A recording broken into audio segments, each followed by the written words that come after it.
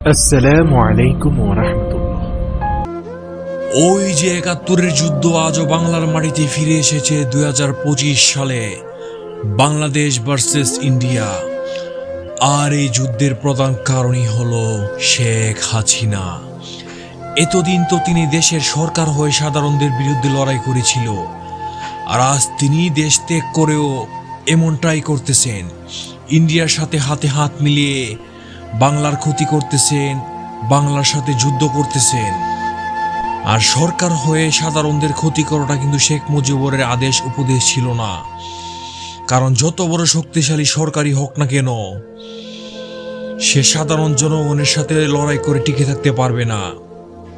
আর এটাই হলো বাংলার যুদ্ধের একটি প্রধান বৈশিষ্ট্য। কেননা শেখ হাসিনা যেভাবে সাধারণদের ক্ষতি করার ফলে তার সরকার পদ হারিয়েছিল, ঠিক তেমনিভাবে আজ ইন্ডিয়ার সাথে হাত মিলিয়ে বাংলার সাথে যুদ্ধ করার ফলে শেখ হাসিনা তার প্রাণটাকেও হারাতে পারেন। প্রিয় বন্ধুরা, ভিডিওটি আর লম্বা করতে চাই না, আমি সর্বশেষে একটা কথাই বলতে চাই। আমাদের প্রধান লক্ষ্য কিন্তু যুদ্ধ করা নয়। আমাদের প্রধান লক্ষ্য হতে হবে দেশে সরকার গঠন করা। কারণ সরকার ছাড়া একটি দেশে ঝগড়াঝাটি, যুদ্ধ, বিভিন্ন সমস্যার সম্মুখীন হওয়াটাই হলো একটি স্বাভাবিক বিষয়।